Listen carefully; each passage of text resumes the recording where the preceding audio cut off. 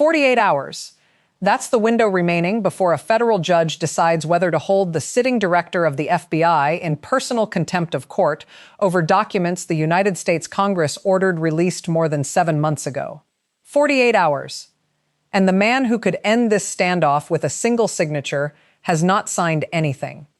Here's what you need to understand, and I'm going to walk you through every document, every docket entry, every timestamp, because this story has been covered as a political fight when it is actually something far more specific. It is a federal compliance crisis, and it is accelerating. Part 1, the order that changed the math rewind, June 3, 2026, 2:47 p.m. Eastern. U.S. District Judge Beryl Howell, Obama appointee, former chief judge of the D.C. Circuit, one of the most legally credentialed jurists in the federal system, filed a 61-page ruling in American Civil Liberties Union v. Federal Bureau of Investigation, case number 126-CV-00412. Not a preliminary opinion, not a procedural memo, a signed, binding enforcement order. The ruling covered a narrow but explosive category of documents: internal FBI analytical summaries from its 2006 through 2019 Epstein investigations, specifically the summaries that agents themselves labeled in their own filing system as network map materials. These are the documents that chart who Epstein communicated with, when, and what those communications concerned. Judge Howell found on page 14 of that ruling that the FBI had withheld these materials not because their release would endanger an ongoing investigation, the FBI's stated justification, but because, and this is her language, the Bureau failed to demonstrate any active investigative proceeding to which these records are tethered. In plain English, the FBI said releasing these documents would compromise an active case. Howell found there is no active case. That's not a legal technicality. That is the FBI's central argument, demolished. The compliance deadline she set, July 7th, 48 hours from now. The specific requirement, produce the network map materials in full or submit a lawful exemption claim, a document called a Vaughan Index, that justifies each individual redaction by specific legal authority, not by category, not by general assertion. One document, one redaction, one cited statute for every single page. The FBI has not produced the documents. As of this morning's docket check at 9:14 a.m., they had not filed a Vaughan Index either. What they filed instead, on July 1st at 5:52 p.m., the last business hour before a holiday weekend, was a motion to extend the compliance deadline by 90 days. 90 days. Judge Howell denied it the same evening. Denial entered at 8:31 p.m., 3 hours after the motion landed. She wrote 2 sentences in her denial. I want to read them to you precisely because they are not the language of a judge who is entertaining further argument. Quote, "The government has had 7 months since the statutory enactment to prepare for compliance. 90 additional days is not a logistics request. It is a delay strategy." End quote. That's the tell. Part 2, how we got here. The timeline no one is connecting. This moment did not begin in June. It began 18 months ago, and every step was documented. November 18, 2024. Congress passes the Epstein Disclosure and Accountability Act, hereafter the EDIA. The vote, 388-11 in the House, 91-4 in the Senate. The president signs it 4 days later. The EDIA contains 3 operative mandates. First, the Department of Justice must release all investigative records related to Jeffrey Epstein and his associates within 90 days of enactment. That deadline landed on February 16, 2025. Second, the FBI is specifically prohibited from withholding records on the basis of what the statute calls reputational sensitivity, a term the law defines explicitly to mean the potential embarrassment of individuals who are not themselves targets of an active criminal investigation. Third, any withholding must be accompanied by a line-item exemption log submitted simultaneously to 3 congressional oversight committees. 3 requirements. February 16th deadline. Here's what the FBI actually did by February 16th, 2025. It released 2.4 million pages of documents. The raw volume was enormous, And it was covered that way. Millions of pages. Historic disclosure. Except. The exemption log required by the ADA's third mandate was not submitted to Congress until March 4th, 16 days late. The log, when it arrived, contained 847 categorical exemption claims, not line item, categorical. Meaning the FBI grouped thousands of individual redactions under broad headings: ongoing law enforcement sensitivity, third-party privacy, classified equities, without specifying which pages, which paragraphs, or which specific legal authority governed each decision. Senator Chuck Grassley's office received the log on March 4th. His staff reviewed it.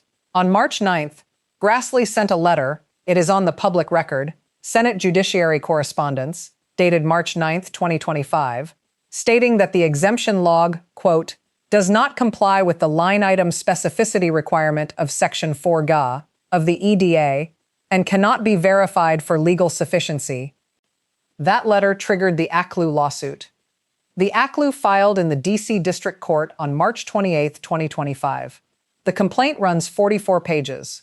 I want to direct your attention specifically to paragraph 31 because it contains something the mainstream coverage has almost entirely missed.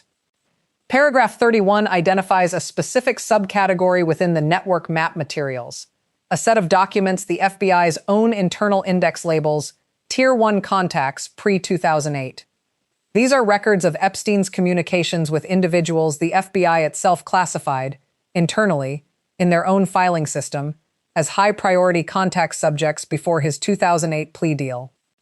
The plea deal that federal prosecutors later called a sweetheart deal.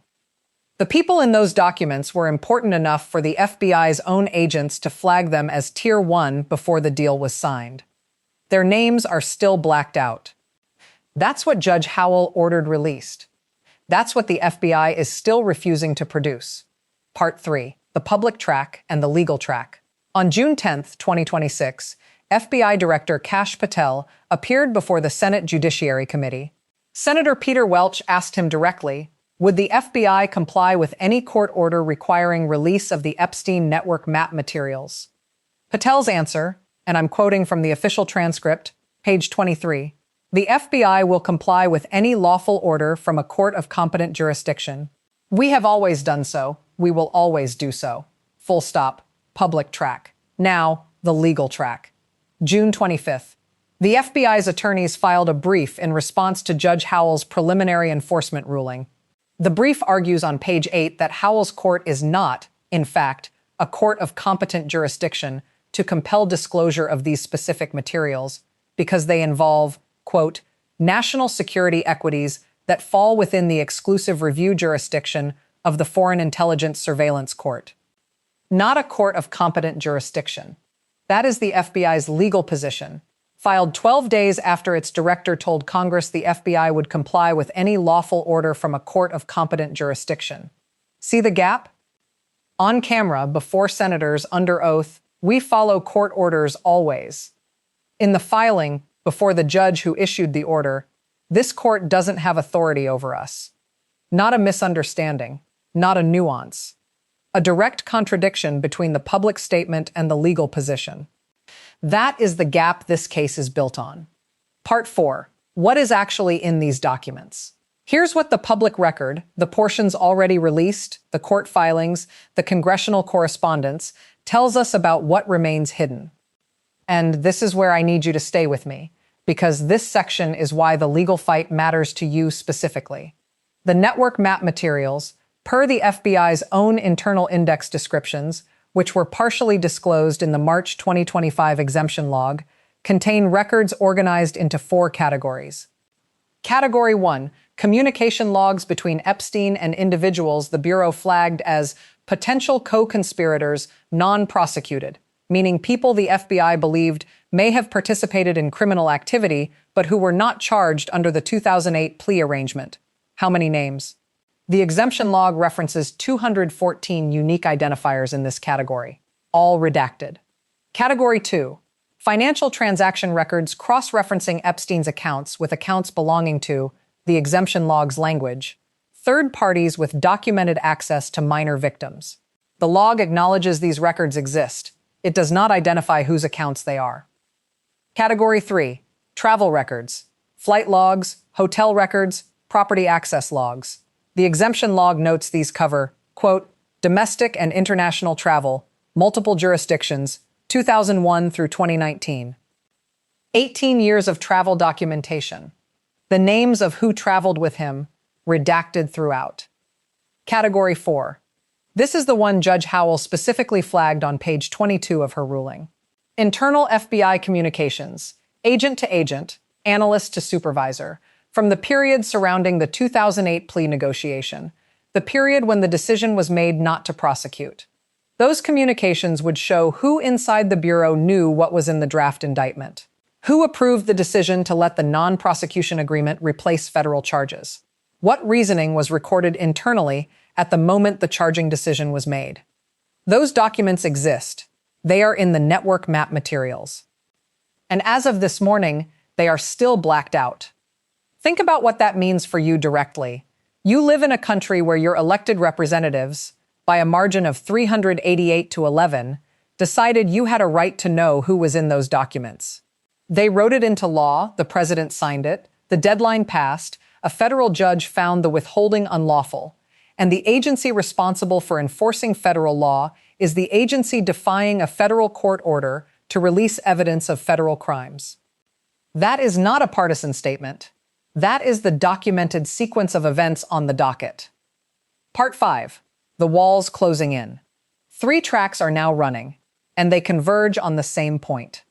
Track 1. The contempt question. If the FBI does not comply by July 7th, 48 hours from now, Judge Howell has 2 tools. The first is a civil contempt order, which would attach financial penalties to the FBI's budget until compliance occurs. Symbolic but meaningful, it goes on the legal record.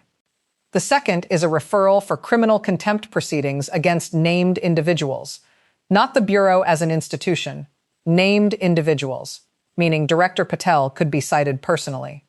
Howell has already shown her hand on this. In her June 3rd ruling, page 47, she wrote, institutional noncompliance that persists after a specific judicial deadline is no longer an institutional failure. It becomes the personal legal exposure of the officials who chose noncompliance. She wrote that before the deadline passed. She wrote it as a warning. The warning expires in 48 hours. Track 2. The appellate question. The FBI indicated in its June 25th brief that it intends to seek emergency appellate review from the D.C. Circuit. As of this morning's docket, no emergency motion has been filed.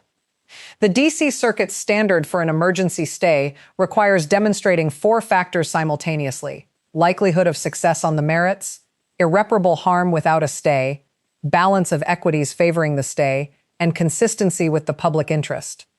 Howell specifically addressed factors 3 and 4 in her ruling. Page 51. The public interest in compliance with a statute passed with near-unanimous congressional support weighs heavily against any stay. The balance of equities does not favor an agency that has had 7 months to prepare and chose not to. She wrote the appellate obstacles into the order itself. A D.C. Circuit panel would need to find she miscalculated that balance. That is not impossible. It is difficult. Track 3. The congressional question. The EDA's co-authors are not quiet.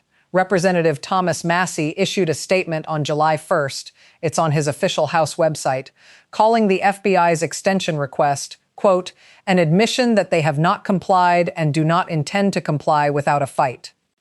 Senator Rand Paul has announced he will place a hold on the FBI's budget reauthorization if contempt proceedings begin and Congress does not respond.